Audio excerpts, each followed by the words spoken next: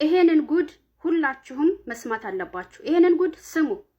እቺ ልጅ 13 ዓመት አረብ ሀገር ሰርታለች። አረብ ሀገር ላይ 13 ዓመት ሙሉ ሰርታለች። በተለይ ባሎቻችሁን ጥላችሁ አረብ ሀገር የምትመጡ ብራችሁን ለባሎቻችሁ የምትልኩ አምነዋለሁ፣ ነገ ያገባኛል፣ ልጆች አሉኝ፣ የልጆቼ አባት ነው፣ ፍቅረኛዬ ነው፣ ያገባኛል ብላችሁ የምታስቡ ሁላ ማለት ነው ከዚች ልጅ ልትማሩ ይገባል።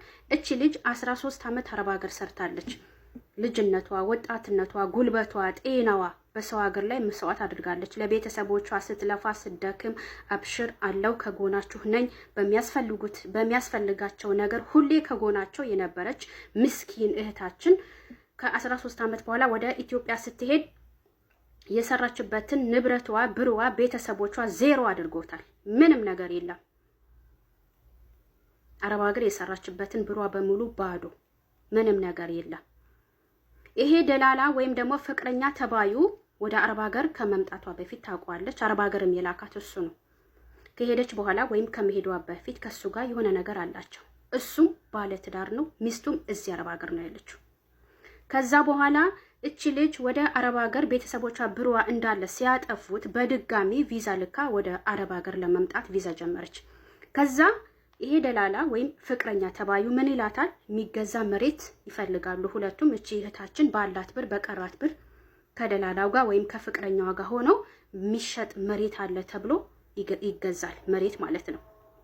ልክ በብሩ ተከፍሎ ይመስለኛል ካለቀ በኋላ ምን ይላታል? ቤት ሳይሰራ ስም መዞር አይቻልም አላት። ይሄ ደላላው ፍቅረኛው ማለት ነው። እሷ ወደ አረብ ሀገር ልትመጣ ነው። ፕሮሰስ ላይ ነው ቪዛዋ። ከዛ በኋላ ቤት ሳይሰራበት መሬቱ ስም ማዞር አይቻልም አላት። ከዛ በኋላ ያንን ያስተካከሉ እያለ በመሃል ምን ተፈጠረ? የልጅቷ ቪዛ ይመጣል። የዚች ቪዛዋ መጣ። ተነስታ ወደ አረብ ሀገር መጣች። ቤቱ እኔ ያለሁ እኔ ያስተካክላለሁ፣ ሁሉም ነገር በኔ ተዩ በኔ ጣዩ ይላታል። አረብ ሀገር ትመጣለች። ታምነዋለች። እንግዲህ በጣም ጥሩ ሰው እንደነበረ በሚያስፈልጋት በእያንዳንዱ ነገር ከጎኗ እንደነበረ ቤተሰቦችም ክህደት ስላሳዩዋት አመነችው። ከዛ ወደ አረብ ሀገር መጣች። ከዛ በኋላ እንዴት ነው ቤቱ ስም ዞሯል ወይ ብላ ስትጠይቀው አይ ቤት ሳይሰራ ስም አይዞርም፣ ስለዚህ ብር ላኪልኝ ይላታል። ቤቱ ለመስራት ብር ላኪ። ስንት ብር ነው የላከችለት? የ1 አመት ከ2 ወር ነው የ1 አመት ከ5 ወር ያለችው። ይህ ሁሉ የሷ ቴክስት ነው። አሳዝናኝ ጊዜ ሰጥቼ ሳውራት ነበር። ከዛ በኋላ ምን ታደርጋለች? በነገራችን ላይ ሰውየው ባለትዳር ነው። ሚስቱም ያለችው አረብ ሀገር ነው። አግቢኝ ይላታል። አግቢ እንጋባ ይላታል።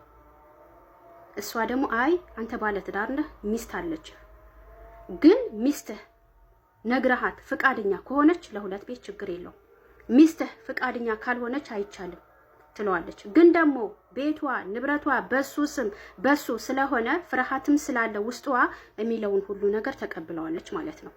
አሁን ይሄ ሰውየው ምን ያደርጋል? የአመት ከምናምን ብሯን ቤት እሰራልሻለሁ እያለ በነገራችን ላይ የሌላ ሰው ቤት ነው ፎቶ አንስቶ ሲልክላት የነበረው። ጭቃ ሲሰራ ሲለጠፍ ምን ሲል እንጨቱ ምኑ ሲደረግ የሌላ ሰው አምጥቶ ያሳያታል ማለት ነው። ከዛ የ1 አመት ከምናምን ብር ይዞ ይሄ ሰውየው ወደ ዱባይ ብሎክ አርጓት ማለት ነው። ብሎክ አርጓት የአመት ከምናምን ብሯን ከወሰደ በኋላ ከላከችለት በኋላ ብሎክ አድርጓት ወደ ዱባይ መጣ። እሷን ብሎክ አርጓታል። አሁን እቺ ልጅ ምንድነው የምትሆነው? ሌላ የሰራችው ቤተሰቦቿ ወሰዱ። ከዛ የሰራችውን ደግሞ ይሄ ሰውየው ወሰደ። አሁን እቺ ልጅ እያለቀሰች ተስፋ ቆርጣለች። ራሷም ልታጠፋ ትችላለች። ምክንያቱም ተስፋ የቆረጠ ሰው ምንም ነገር ያደርጋል። ስለዚህ እባካችሁ ይሄ ሰውየው እኔ ፎቶ አስቀምጥላችኋለሁ።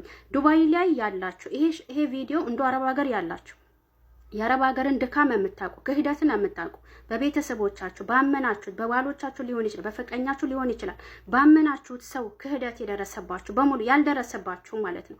ይሄንን ቪዲዮ ሊላሂ ብላችሁ ደቂቃው ብዙ ሄደዋል ሼር አድርጉትና እቺ እህታችን የልፋቷን የድካሟን እንዲመልስላት እናድርግ። ዱባይ ላይ ያላችሁ እነ ሳራ እነ ታሜ እነ ሀቢባም ይሁን ማናቸውም ጋር ገብታች ልጅ የውስጧን እንድታወራ ሰውየው ተገኝቶ ደግሞ ብሯ ቢያንስ እንዲመልስላት እናድርግ። ይሄው ሰውየው ፎቶ አስቀምጥላችኋለሁ። ይሄው ይሄ ሰውየው የሷ ብር በላ ዱባይ ገባ። ሚስት ያለችው በሚስቱ ላይ እሷ ሳታቅ ሚስቱ ሳታቅ ደግሞ ሌላ ሚስት ይፈልጋል። አረብ ሀገር ባላለኝ ፍቅረኛ አለኝ ባሌ ልጅ አለ ምናምን ዝባዝንክ የምትሉ ሁላ ጥንቃቄ እንድታደርጉ ነው። በነገራችን ላይ በአሁን ሰዓት ሰው ማመን በጣም ከባድ ነው። እያችሁ ይሄ ባለ ትዳር ነው። ሚስት ያለችው ሚስቱ አረብ ሀገር ትለፋለች፣ ትደክማለች፣ አገባሻለሁ አግቢኝ በማለት የሴቶችን ብር የሚዘርፍ ሌባ ነው። ስለዚህ የባካችሁ ሼር አድርጉት እና እችን እህታችንን እርዷት።